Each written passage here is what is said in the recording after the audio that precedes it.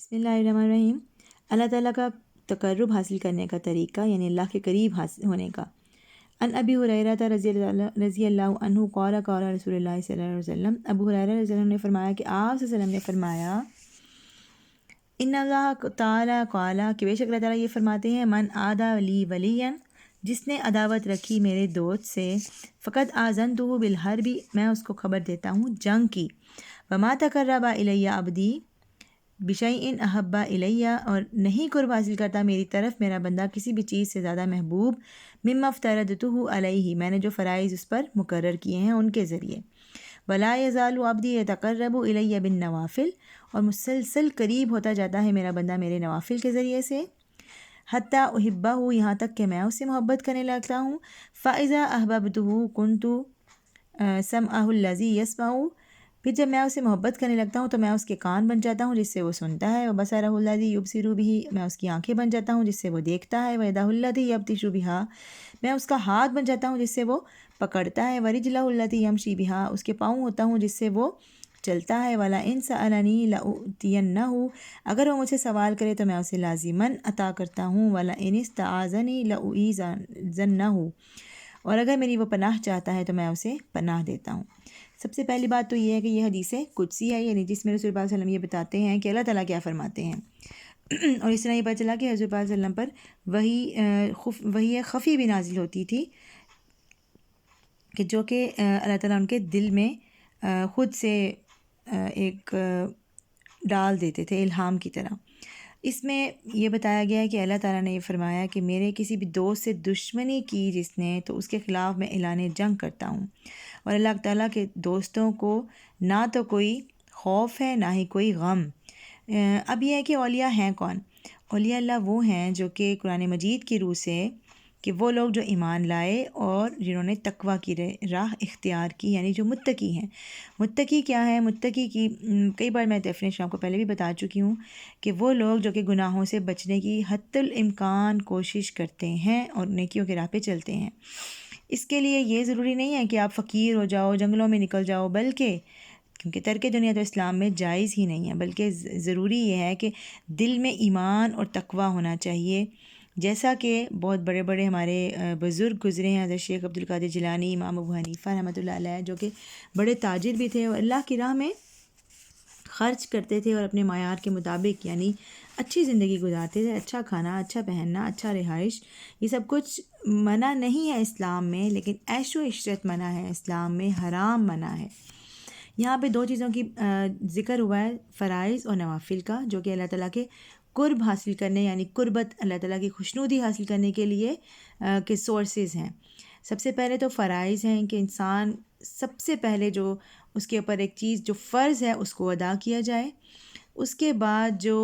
دوسرے نمبر پر چیز ہے وہ ہے نوافل، مطلب کہ فرض ہے زکوٰۃ، اور اس کی میں مثال دے رہی ہوں، اور جو صدقہ کرنا ہے وہ ہے نفل۔ تو نوافل کی کثرت جو ہے وہ اللہ تعالیٰ کے زیادہ قریب ہونے کی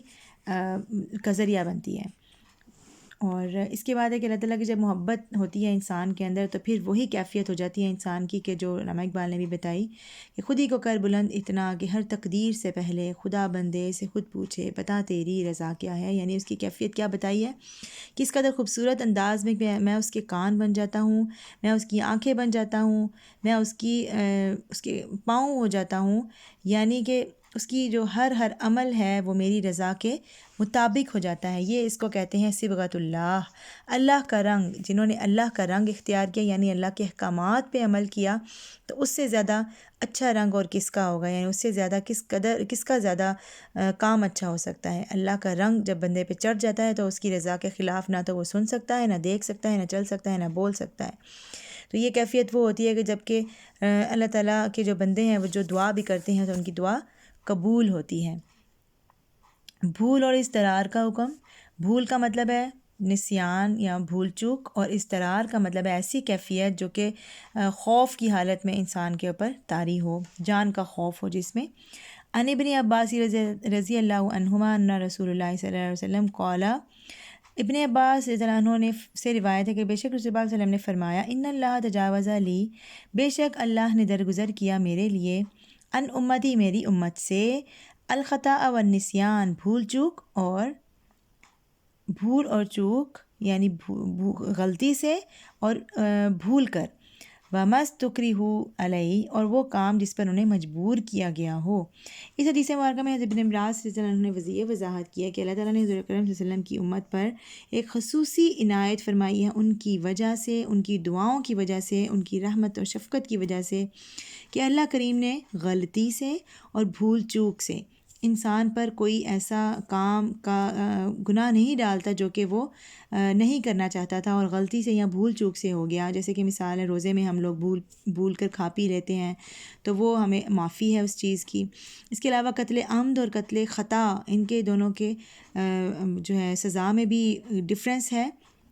اس کے علاوہ ایک بات اور کہ کسی سے کوئی زبردستی کام کروایا جائے، یعنی کہ اس کو گن پوائنٹ پر یا اس کو قتل کرنے کے خوف سے وہ کوئی ایسا غلط کام کرتا ہے جو کہ وہ کرنا نہیں چاہتا تھا مگر حالت اضطراری یا مجبوری کی حالت میں اس نے وہ کام کیا، تو وہ بھی اس کے پر گناہ نہیں ہے۔ جیسا کہ مجبوری یا بیماری کی صورت میں حرام کا لقمہ کھانا یا مردار کھانا بھی انسان کے پر فقر کی حالت میں جائز ہے۔ اس کے بعد ہے انسانی رویہ۔ عن ابن عمر رضی اللہ عنہما قال اخذ رسول اللہ صلی اللہ علیہ وسلم بمنکبی، ابن عمر رضی اللہ عنہ نے فرمایا کہ رسول اللہ علیہ وسلم نے میرا کندھا پکڑا، فقال کن فی الدنیا کأنک غریب، آپ صلی اللہ علیہ وسلم نے فرمایا کہ دنیا میں ایسا رہ جیسا کہ کوئی پردیسی ہے، کوئی مسافر ہے، او عابر سبیل یا راہ گیر ہے، وہی مسافر ہے۔ وکان ابن عمر رضی اللہ عنہ، اور تھے ابن عمر رضی اللہ عنہ، یقول اذا امسیت فلا تنتظر الصباح، کہتے ہیں کہ جب تم شام کرو تو صبح کا انتظار نہ کرو، واذا اصبحت فلا تنتظر المساء، جب تم صبح کرو تو شام کا انتظار نہ کرو، وخذ من صحتک لمرضک، اپنی صحت سے اپنی بیماری کا سامان کر، ومن حیاتک لموتک، اور اپنی زندگی میں موت کے لیے کچھ کر لو۔ قرآن مجید میں ہمیں متعدد جگہوں پر یہ بات سمجھائی گئی ہے کہ یہ دنیا جس میں ہم رہ رہے ہیں عارضی ہے، ٹیمپریری ہے، جبکہ آخرت کی دنیا ابدی ہے، دائمی ہے۔ قرآن مجید میں دنیا کو کیا کہا گیا ہے؟ کھیل اور تماشا، وما الحیات الدنیا الا لعب ولہو، وما الحیات الدنیا الا متاع الغرور، دھوکے کا سامان ہے بس۔ لا عیش الا عیش الاخرۃ، یعنی کہ حدیث میں ہے کہ عیش تو کوئی نہیں ہے اس دنیا میں، بس آخرت کا ہی عیش ہے۔ عیش کا مطلب ہے انسان بے فکر ہو، تو دنیا میں رہ کر ہم بے فکر نہیں ہو سکتے، ہمیں ہر لمحہ آخرت کی اور قبر کی فکر ستانی چاہیے کہ ہمارے ساتھ کیا ہوگا، ہمارے اعمال کیا ایسے ہیں کہ ہمیں آخرت میں اس کا صحیح اجر مل سکے، ہمیں آخرت میں جنت مل سکے۔ ہر وقت انسان فکر میں مبتلا ہے۔ تو زندگی جو ہے دنیا کی، اس کو ایک مسافر کی طرح، ایک راہگیر کی طرح گزارنا چاہیے کہ ہم نے ابھی یہاں سے چلے جانا ہے اور ہم نے جہاں پہ جانا ہے وہاں کے لیے ہم کچھ عمل کریں، وہاں کے لیے ہم جو ہے توشہ آخرت تیار کرنے میں لگے رہیں۔ الدنیا مزرعۃ الآخرت، کہ دنیا جو ہے وہ آخرت کی کھیتی ہے۔ اس کو ایک بڑے آسان سے عام فہم انداز میں سمجھایا گیا کہ مسافر کو چونکہ کسی مال و متاع سے کوئی دلچسپی نہیں ہوتی، تو دنیا کی تعیشات میں، اس کی عیش و عشرت میں مت کھو، تاکہ آپ کی منزل جو ہے وہ آپ اس سے بھٹک نہ جاؤ۔ منزل کیا ہے؟ آخرت میں جنت کا حصول، اللہ تعالیٰ کی رضا و خوشنودی کا حصول۔ اس کے علاوہ دوسری بات بہت اہم انسان کے لیے بتائی گئی کہ انسان کو کوئی بھی نیکی کرنے کے لیے نا ٹائم کا انتظار نہیں کرنا چاہیے کہ اچھا کل کر لیں گے، اچھا پرسوں کر لیں گے، التوا میں نہیں ڈالنا چاہیے۔ جو کام کرنا ہے اس نے وہ فوراً کر دینا چاہیے، یعنی اگر تو اس نے نیکی کرنی ہے اس میں بھی تاخیر نہیں کرنی چاہیے، توبہ کرنی ہے تو اس میں بھی تاخیر نہیں کرنی چاہیے کہ پتہ نہیں صبح ہونی ہے کہ نہیں ہونی، شام کو یہ سوچ کر سوئے کہ میری آخری رات بھی ہو سکتی ہے یہ۔ اسی طرح بیماری سے پہلے صحت کی قدر کرنی چاہیے اور اعمال صالحہ کا ذخیرہ کر لینا چاہیے، ورنہ یہ بھی ہو سکتا ہے کہ بیماری کی صورت میں انسان عبادت ہی نہ کر سکے۔ 4 دن کی جو زندگی انسان کو ملی ہے اس کو غنیمت سمجھتے ہوئے اچھے اچھے کام کر لینے چاہیے، تاکہ موت کے وقت انسان کے ہاتھ میں کچھ ہو اور آخرت میں جب وہ جائے تو وہ اپنے خدا کے سامنے شرمندہ نہ ہو، جب اس کا اعمال کا حساب کتاب ہو تو وہ اللہ کے سامنے سرخرو ہو سکے۔